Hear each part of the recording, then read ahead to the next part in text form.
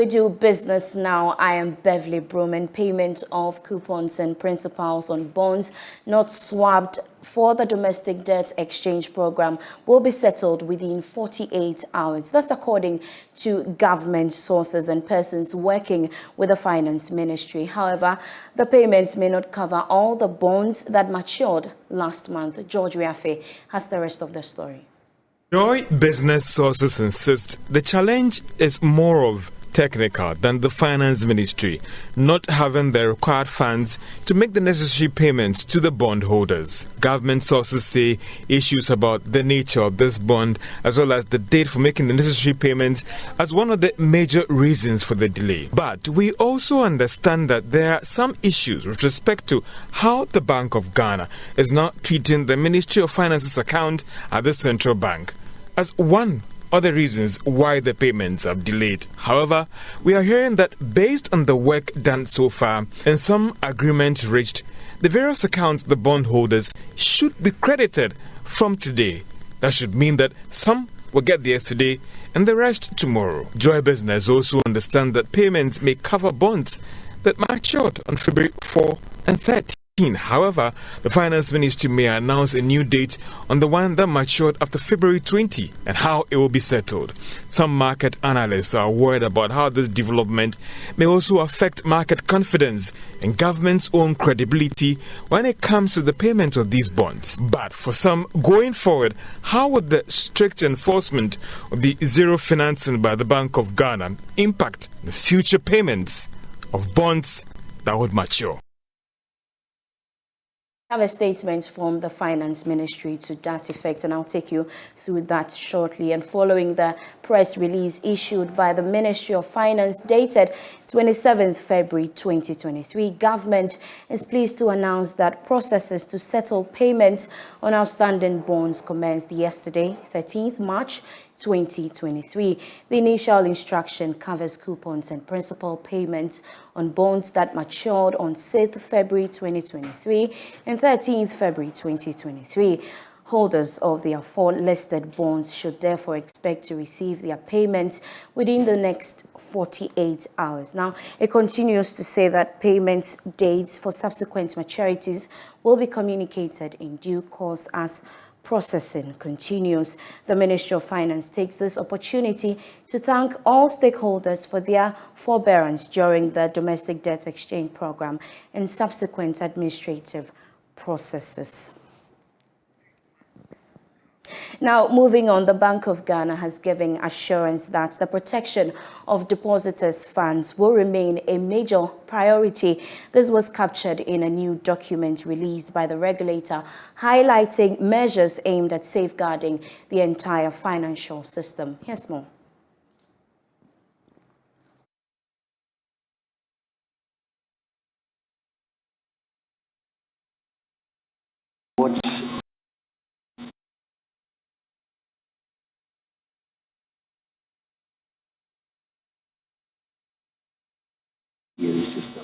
The Bank of Ghana, in a 13-page document, highlights some work done over the years, all aimed at protecting the banking sector in terms of laws, regulations and structure. This, it believes, are targeted at building a robust banking and financial sectors.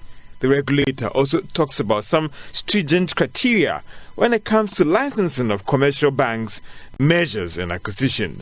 The Bank of Ghana also talks about how it has tightened supervision to prevent any commercial bank from going down, as well as promoting corporate governance in the country. The regulator maintained that it will continue to effectively regulate and supervise these institutions, all aimed at ensuring the stability of the banking sector. Well, even though the Bank of Ghana may not want to directly link this document to current happenings in US, it is clear that the Bank of Ghana is moving to give some market assurance that Ghana's banking sector remains fairly strong and has what it takes to deal with any threats looking at the current happenings in the US market as a result of the collapse of some two big banks. But for some, is this assurance from the Bank of Ghana enough in terms of giving market confidence, as some players are still worried about the aftershocks of the domestic debt exchange program on the entire banking sector,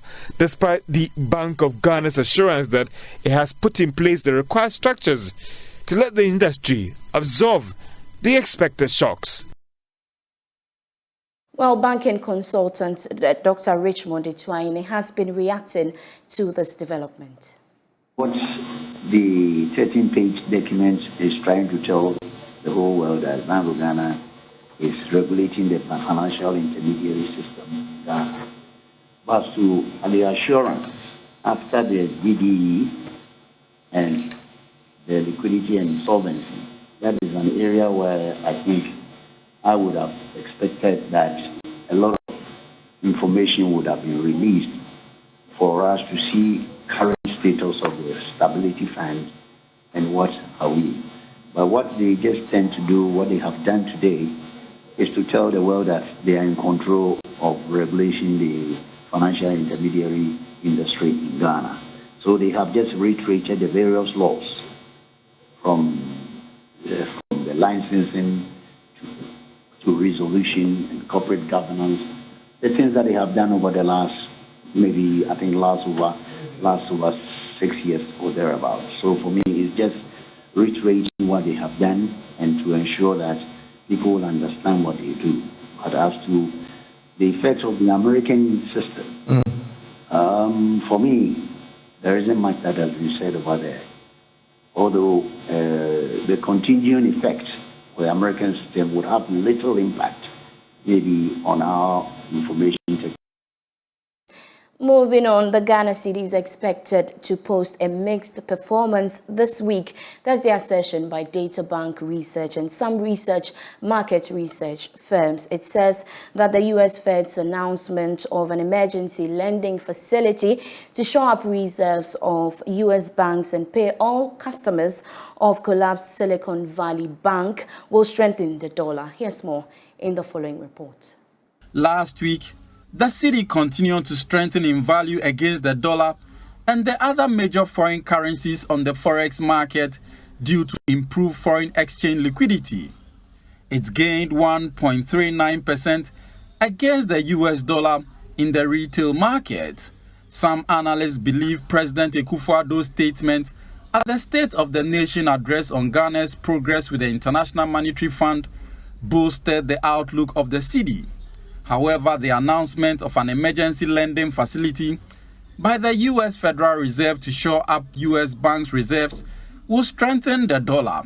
Nonetheless, the cedi's performance will be fairly balanced.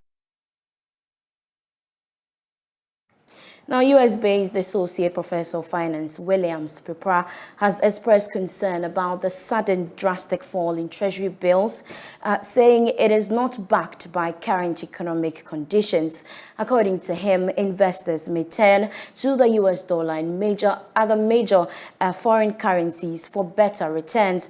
Professor Pipra is cautioning that the government must tread cautiously. 35% to roughly 19%. Is a little bit worrisome. When it comes to finance, there must be some kind of fundamental or technical forces leading to this sudden drop. But we could see that this is not the case, noticing that Ghana operates on an opening market economy.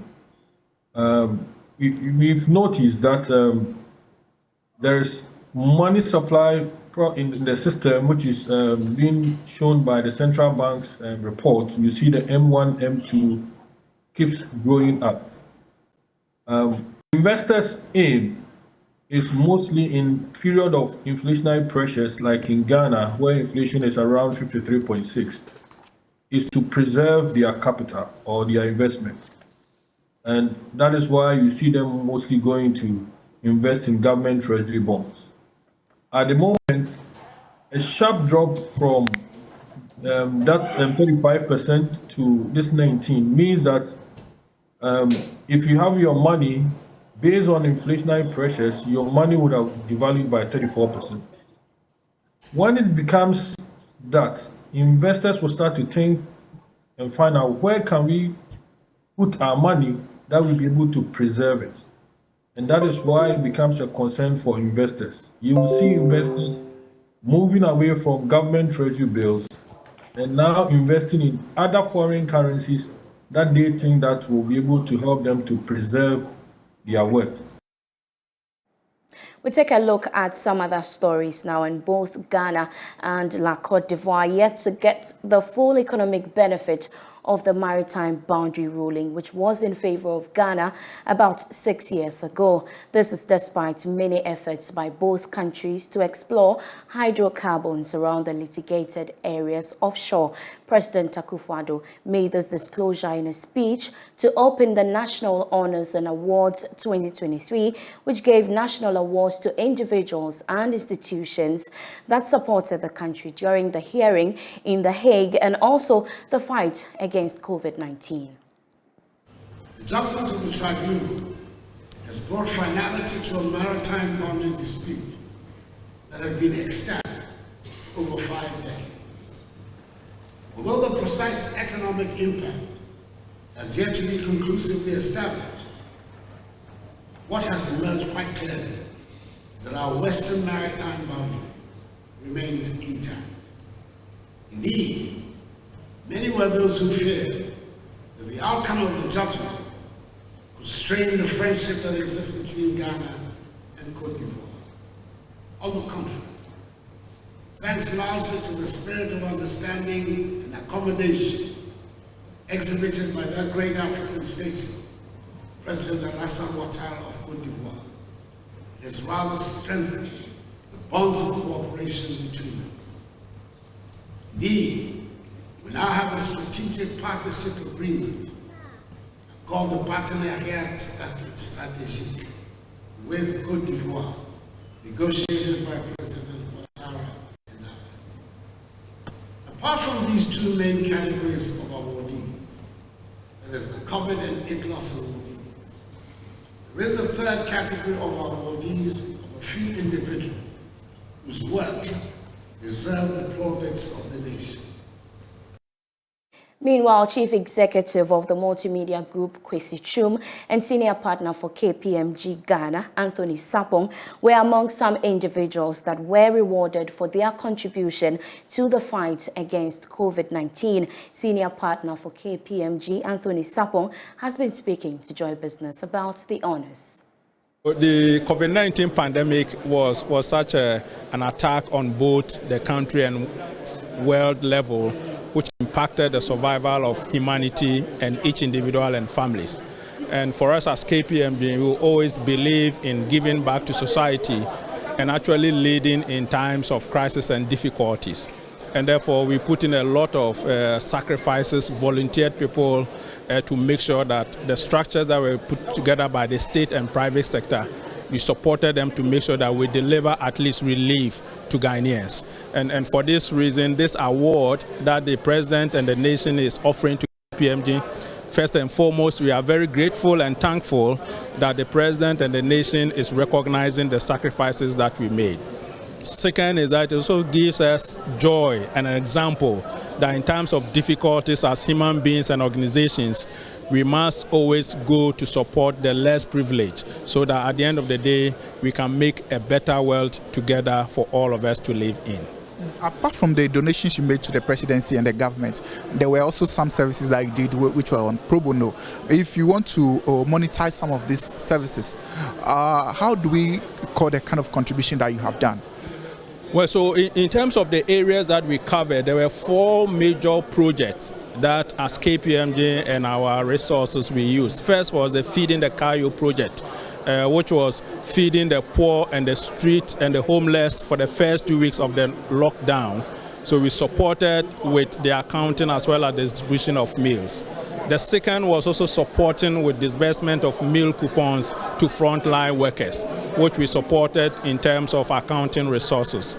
And then the third one, which was also major and foremost, is the construction of the first infectious disease center in Ghana. So again, we acted as the reporting accountant, supporting the project, managing the project risk to ensure that it was within budget and also in completion time. And then the fourth one was also supporting the National COVID Trust Fund with organizational setup and administrative support. So in all, although we provided human resources and time, we believe that our contribution overall may be in a region of about 2.5 to 3 million Ghana cedis. Now, Executive Secretary of the Chamber of Petroleum Consumers, KPMG, Duncan Amwa, has stated that government's gold for oil policy is likely to create disruptions in the market. According to him, Ghana could be at risk of a possible fuel shortage under the Gold for Oil program. He was speaking at an engagement with the British High Commissioner. KPMG believes that government needs to revitalize local refineries in the country rather than implementing the gold for oil policy. The government in recent times has attributed reduction in fuel prices to the gold for oil policy. Speaking to Joy Business, Executive Secretary for the Chamber, Duncan Amwa, said the policy will disrupt the market and could lead to dire consequences. We wake up and say we are going to a deregulated market, and then government wakes up again to say that I'm going to control 50%. We have said anytime government finds itself in business, the outcomes have never been that beneficial or good to people. Government can give you free today, but be rest assured you will pay 100 times for that tomorrow. We are saying don't give us anything free today so that you saddle us tomorrow with debts that we are probably unable to finance. Again, you also have a system or a stream that works. If you come in and say that I'm bringing in cargo from elsewhere, and that cargo is being pre-financed by Bank of Ghana, what are you telling the existing players, the BDCs? Should Bank of Ghana not finance them equally? Have they not been licensed? Have they not paid their licensing 300,000 USD? If they had planned their cargoes for the year, then you come in to disrupt everything and insist that you are taking 50% of the market. Whatever license fees you collected from them, are you willing to refund? Clearly, we will not only destroy these people who have sustained the market, we would also destroy the market, and at some point, the queues you find forming in Nigeria could visit Ghana simply because government now finds a space that it could go to explore, and that space eventually they will make their profit, but the space would suffer for it. Energy strategist Dr. Yusuf Suleimana added that the policy needs to undergo risk assessment to ensure that it meets the intended aim of reducing the prices of fuel in the country. The acid test with respect to this policy is that, is it doing the intended policy that it is intended to do, or is it achieving the intended aim or objective that it is supposed to do? And I'm saying that if, let's say, we can achieve that 50% penetration rate, where the other 50% will be relieved in terms of the pressure on the dollar, then we should have drastic reduction. So, and I'm putting it in March based on the release that was given, that they will be able to cover that 50%. So if by March or beyond March that we don't see that drastic impact, I believe we need to relook at the policy. And I call on the fact that how do we need to do it? I mentioned that we need to do what we call dynamic risk assessment. Every policy could have unintended consequences. It may not be intended, but it could be. And what the civil society organizations are calling, they are all in play. I mean, they are all legitimate.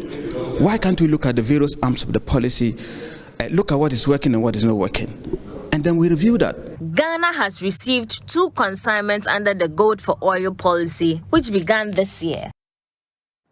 Now, the Ghana Mine Workers Union and Sunon Asogli Power are expected to reappear before the National Labour Commission on Wednesday, March 15, over the company's workers' unionization tussle. The union dragged the company to the Labour Commission last week over the company's refusal to allow over 60 of its employees to join the union. The commission, however, adjourned the hearing after the company said it was not served by the Mine Workers Union. In this country, sometimes you ask yourself whether it is worth being law-abiding.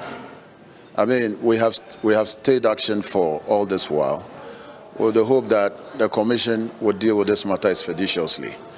This is an essential service provider, if the union were to embark on any industrial action, I'm pretty sure that the whole world will raise concerns here and there. We have stayed put. We have tried as much as possible to cooperate with the Commission with the hope that they will deal with this matter expeditiously. Unfortunately, it doesn't appear to be coming out the way we expected.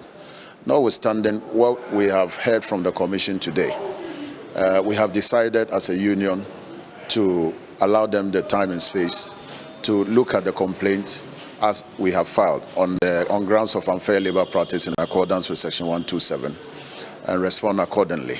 The Commission has directed that both parties reconvene on the 15th of this month. Well, the next line of action, we're going to touch base with our members and to let them understand that this is what transpired. They should need to keep cool heads whilst we work together to reappear on the 15th of March. Like I've always maintained, we're not ruling anything out. We're not ruling anything out. And so we will continue to keep faith with them and work with them with the hope that on March 15th we'll be able to resolve the matter once and for all. And that's how we end Prime Business tonight. For more business news, you can log on to myjoyonline.com/business. I am Beverly Broohm, and I leave you with news making headlines on the international front.